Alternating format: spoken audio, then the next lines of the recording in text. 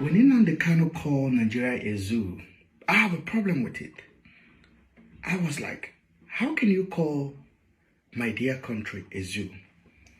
And I'm thinking, and I'm actually thinking about it, and I'm like, oh, how could you call Nigeria a zoo? Nigeria is not a zoo. Nigeria is a beautiful country. I think I'm trying to flatter my head that the country is a beautiful country. I'm trying to flatter my head, right? But when I think about the zoo, a zoo is where animals are kept, right? And visitors goes there to see the animals, and they pay money to go in to watch giraffe, lion, elephant, tiger, snakes, even the rabbits and everything like that, monkeys. They all live in a beautiful zoo. And if you've ever been to zoo, I'm not talking about Abuja Zoo. That is not a zoo. That is kind of animalistic zoo that we have there. When you're talking about a zoo, you're talking about maybe Kenya, talking about New York Zoo, talking about London. You're talking about country that actually know what a zoo actually means. I don't know if you've been to Abuja Zoo. I'm sure you agree with me. That is not a zoo because I've been there. I'm not just going to be talking about it. I have been to Abuja Zoo and I have seen the zoo. So that is not a zoo to talk about. That is the way our system is managed. So what do you call a zoo? A zoo is where animals are kept and they're taken care of, basically. So when you call Nigeria a zoo, as in a zoo, I think it's insulting to a real zoo. Because a zoo have a plan, they have a management, they have a structure.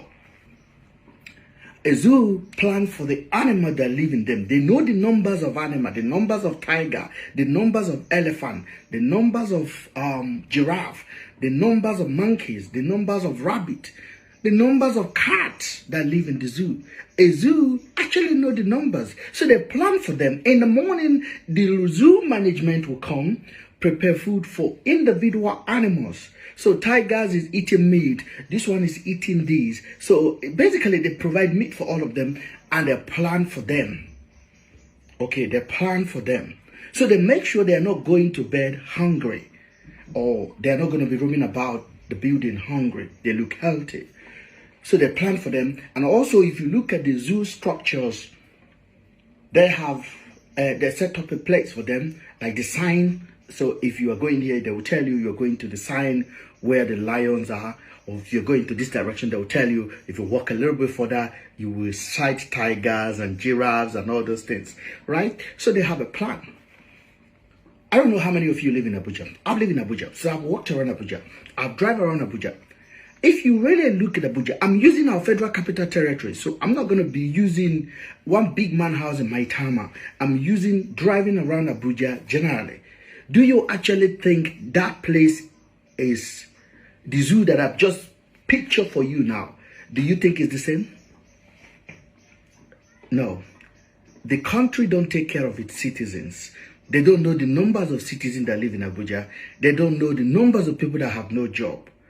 So you see a lot of hungers everywhere. People are hungry and people are dying everywhere, basically. So that is a zoo.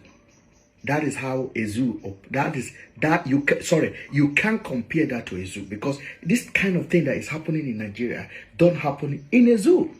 So how could you call Nigeria a zoo? Because you are kind of insulting a real zoo.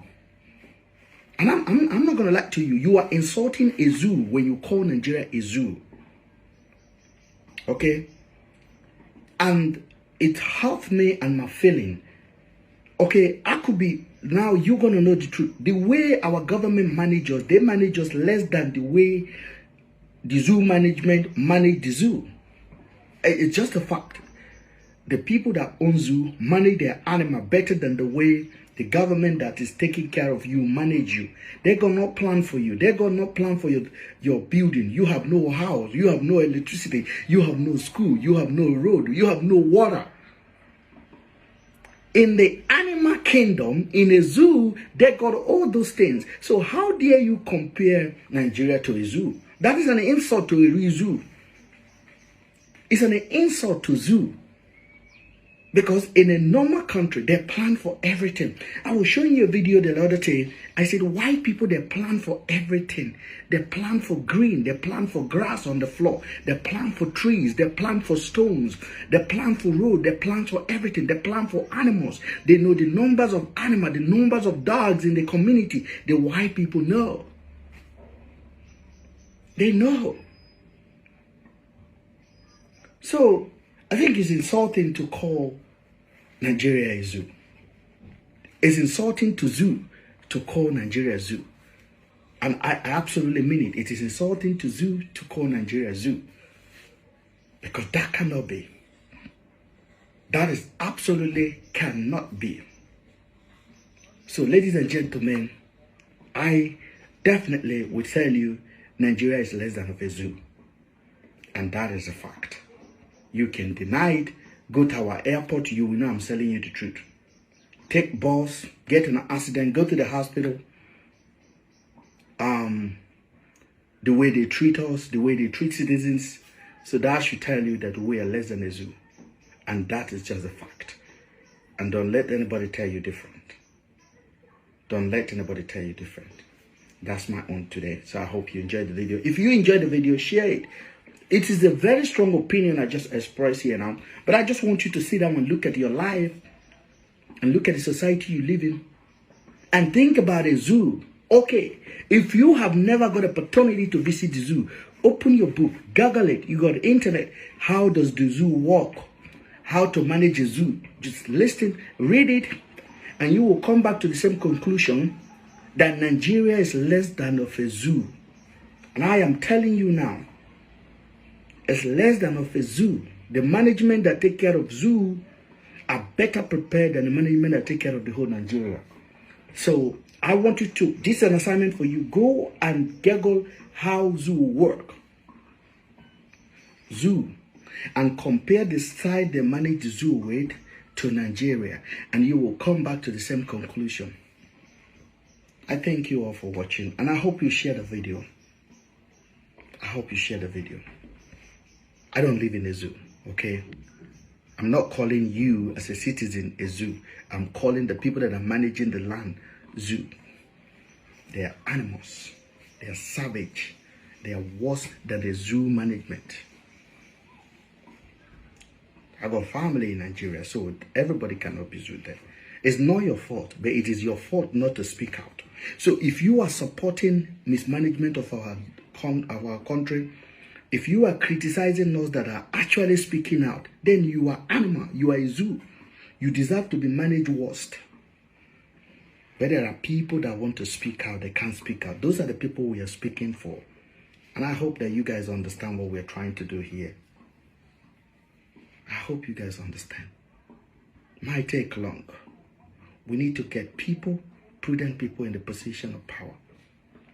And we need to start speaking up. We need to make it unacceptable for looters to have a free ride everywhere in Nigeria. We have to insult them, castigate them, call them out.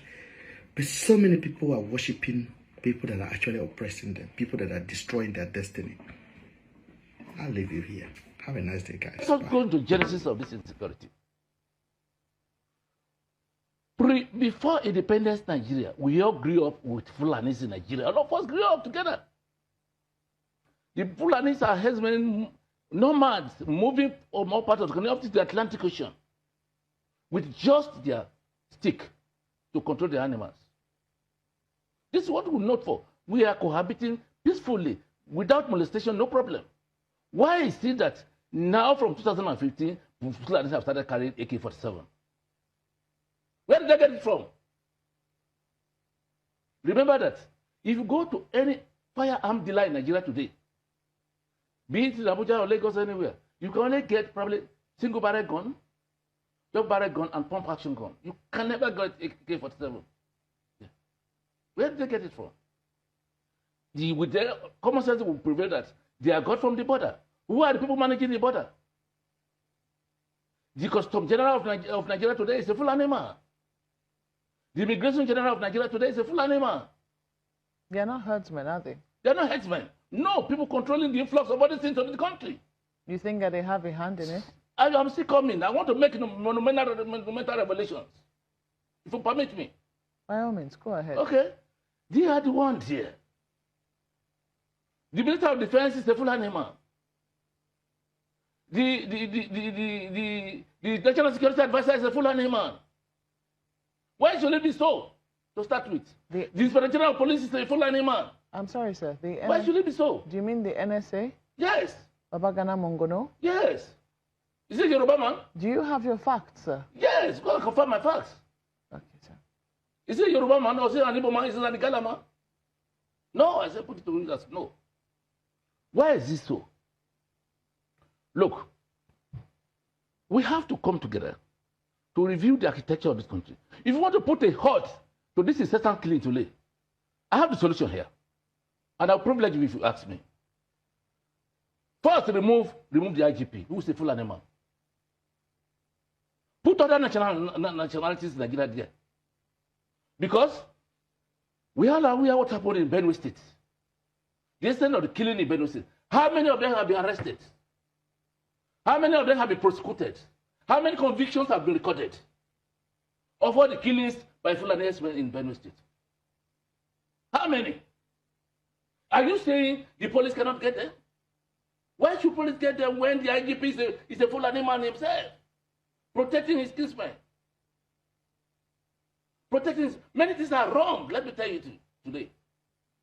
Nigeria, of course, we're almost at a failed state right now. Very soon, the international community will advise that nationals not to come to Nigeria any longer because the country is not safe. And if we don't have security summit, we will resort to self-defense. Everybody will defend his own. Sir, can I ask you, do you have something against Fulani people?